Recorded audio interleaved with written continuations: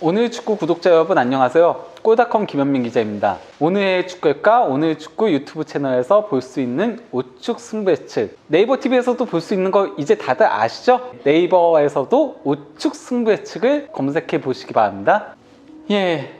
분데스리가가 혼돈의 분데스리가다 보니까 이번에도 당첨자가 안 나왔습니다. 그 조널 마킹 책 이벤트는 다음 주로 다시 한번 미뤄지게 됐습니다. 방송 끝까지 보시고요. 제가 그 선정한 경기들 승부 예측을 꼭 해보시기 바랍니다. 그럼 분데스리가 12라운드 주요 경기를 살펴보도록 하겠습니다.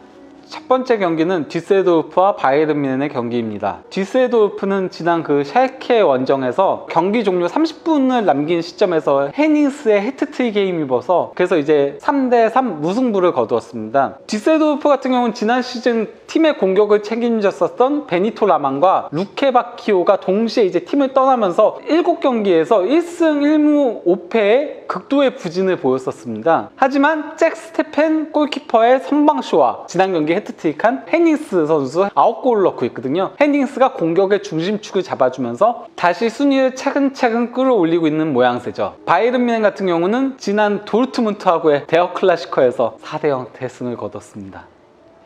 한지 플릭 임시감독 체제에서 일단 그 주중 올림피아코스하고의 경기에서 슈팅 숫자 27대3 그리고 점유율 7대3으로 경기를 압도하다시피 하면서 2대0으로 승리했었고요. 그리고 이제 도르트문트하고의 경기에서는 슈팅 숫자 18대2 점유율 6대4로 마찬가지로 압도적인 경기력을 보여줬습니다. 특히나 이제 플릭 감독이 임시감독이 부임하고 나서 바이에른 뮌헨에 달라진 부분이 압박이 되게 강해졌어요. 원래 그가 바이에른 뮌헨이 이전 경기들까지의 활동량이 113km 정도를 뛰었거든요. 하지만 도르트문트전에서는 119.7km, 거의 120km를 달렸습니다. 과거에 그 위르겐 클롭 감독이 그 도르트문트 지휘봉을 잡았었을 때 115km를 넘게 뛰면 다음날 휴식을 줬어요. 근데 120km에 가까울 정도로 뛸 정도로 많이 뛰고 있는데요. 여기에 대해서는 그가 말들이 많습니다. 일단 그 헤네스 회장이 그런 얘기를 했어요. 선수들이 코바치를 경질해달라 얘기를 했었다라고 하더라고요. 그러다 보니까 좀 약간 감독에 대한 그런 마음에 들지 않는 것들도 많이 뛰지 않았던 거에 좀 원인이 아니었을까. 어쨌건 그 플릭 감독 하에서 상당히 많이 뛰고 또 좋은 경기력을 보여주다 보니까 도르트문트 전까지만 그때까지 임시 감독을 하고 있었는데 올해까지는 감독직을 유지하기로 했고요. 플릭으로. 그리고 가능하다면은 이번 시즌 끝까지 유지하고 그 다음에 이번 시즌이 끝나고 나면은 전에 제가 그 얘기 드렸던 아약스의 테나흐 감독이라던가 맨체스터 시티 펩 가르디올라 복귀설 얘기도 나올 정도로 그 플릭 감독에 대한 신임이 상당히 두텁게 된 상황입니다. 두 경기 내용이 워낙 좋아서. 양팀의 맞대결 전적은 28승 10무 10패로 바이에른이 당연히 크게 우위를 점하고 있습니다. 하지만 그 뒤셀도르프 원정에서는 13승 4무 7패로 전체 성적 대비로는 다소 고전한 부분이 있다고 할 수 있겠죠. 뒤셀도르프 원정에서의 바이에른 뮌헨이 46골을 넣었고요. 뒤셀도르프가 40골, 6골 차이밖에 안 날 정도로 승리한 경기들도 거의 접전이었다고 할 수 있겠죠. 하지만 그럼에도 바이에른 뮌헨은 뒤셀도르프 상대로 최근 8경기 무패 행진 6승 2무 무패를 달리고 있습니다. 심지어 뒤셀도르프 원정에서는 4전 전승입니다. 바이에른은 그 레반도프스키가 사타구니 부상을 안고 뛰고 있었다고 해요. 여태까지 그 겨울 휴식기 때 수술을 받을 거라고 합니다. 분데스리가 11경기 전경기골 16골을 넣고 있거든요. 11경기에서 이것 때문에 그가 분데스리가 역대 가장 빠른 득점 페이스를 보이고 있다고 평가를 받고 있고요. 바이에른의 최근 상승세를 감안하면은 이 경기는 바이에른의 승리를 예상해 봅니다. 두 번째 경기는 우니온 베를린과 보루시아 멘헨글라드바흐입니다. 먼저 그 우니온 베를린 같은 경우는 베를린 더비에서 1대0으로 승리한 데 이어서 지난 그 마인츠하고의 경기에서도 3대2로 승리하면서 연승을 달렸습니다. 특히 그 최근 4경기에서 3승 1패, 유일한 그 1패가 바이에른 뮌헨, 그것도 원정에서 1대2 아슬아슬한 석패. 우니온 베를린은 최근 4경기에서 확실하게 상승세를 타고 있다고 할 수 있겠죠. 원래 강등권에 있었거든요. 11위까지 순위를 끌어올리는 데 성공했습니다. 멘헨글라드바흐 같은 경우는요, 지난 그 브레멘 원정에서 3대1 승리를 거두면서 최근 3연승 포함해서 분데스리가 8경기에서 7승 1패. 이 덕에 멘헨글라드바흐는 7라운드부터 분데스리가 1위를 계속 유지하고 있습니다. 최근에 간판 공격수 그 플레이하고 엠볼로가 부상으로 전력에서 이탈하면서 좀 공격 쪽에 문제가 발생하는 게 아니냐는 얘기가 있었지만은 그 프랑스의 전설적인 수비수 릴리앙 티앙의 아들인 마르키스 티앙이 5경기에서 4골 3도움으로 메넨글라드바흐 공격에 구심점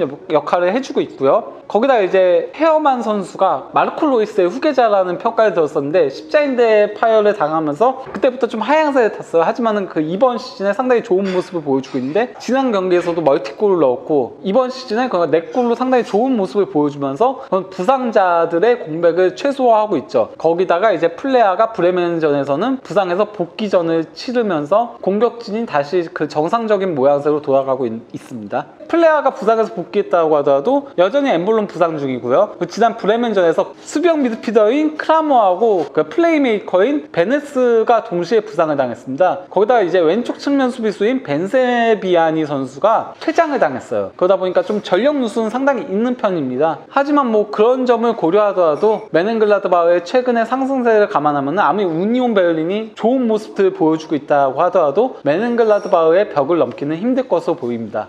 예, 마지막 경기는 호펜하임과 마인츠입니다. 최근 그 분데스리가에서 가장 잘 나가는 팀과 가장 못 나가는 팀의 대결이라고 할 수 있겠는데요. 먼저 그 호펜하임 같은 경우는 분데스리가 6경기에서 1승 2무 3패의 부진을 보였었습니다. 하지만은 바이에른 뮌헨한테 2대1로 승리를 거둔 걸 기점으로 해가지고 켈른전까지 5연승을 달리면서 13위에서 분데스리가 5위까지 순위를 대폭 끌어올리는 데 성공했습니다. 그 첫 6경기에서 호펜하임의 문제는 4골에 그친 공격력에 있었습니다. 특히 그 3골이 브레멘전에 다 넣었어요. 유일한 1승이 브레멘전이었거든요. 그 외에는 한 골밖에 못 넣었습니다. 득점력에 있어서의 문제를 보였었는데요. 하지만 그 최근 5경기에서 매경기 2골 이상을 넣으면서 12골을 몰아넣고 있습니다. 마인츠 같은 경우는 아까 얘기했던 우니온 베를린하고의 경기에서도 2대3으로 패하면서 최근 4경기에서 1승 3패에 그치는 부진을 보이고 있습니다. 이번 시즌 팀 성적은 3승 8패로 강등권에 위치하고 있고요. 결국 그 슈바르츠 감독은 구단하고의 상호 합의하에 사임하기에 이르렀습니다. 그리고 이제 사임하고 곧바로 그 쾰른을 지도했던 바이어 루르처 감독이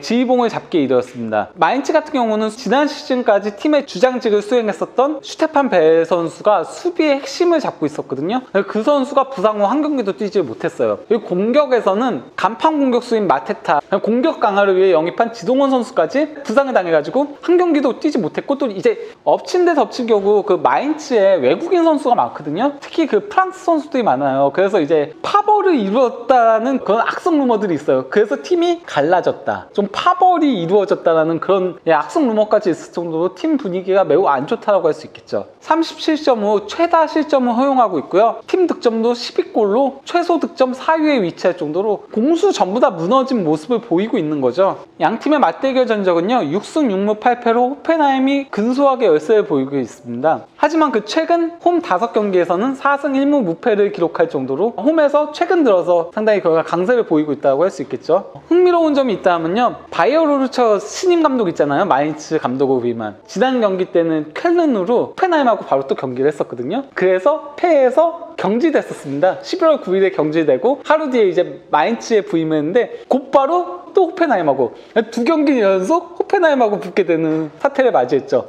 자칫 잘못하면 2경기 연속 패할지도 모릅니다. 호펜하임은 그 상승세를 탔었을 때 에이스 크라마리치가 복귀해가지고 2경기 연속골을 넣었었는데, 그러고 나서 다시 부상을 당했습니다. 벨포디도 여전히 부상이고, 최근에 호펜하임의 상승세를 이끌었었던 아다마야니라는 공격수가 있어요. 그 선수도 그가 지난 그 켈른하고의 경기에서 부상을 당해가지고, 그래서 좀 공격 쪽에 전력 누수가 발생한 상황이긴 하지만요, 크라마리치가 없음에도 좋은 모습들을 보여왔던 것들을 감안하면 호펜하임이 이 경기에서 승리할 것으로 보입니다. 심지어 홈이니까요.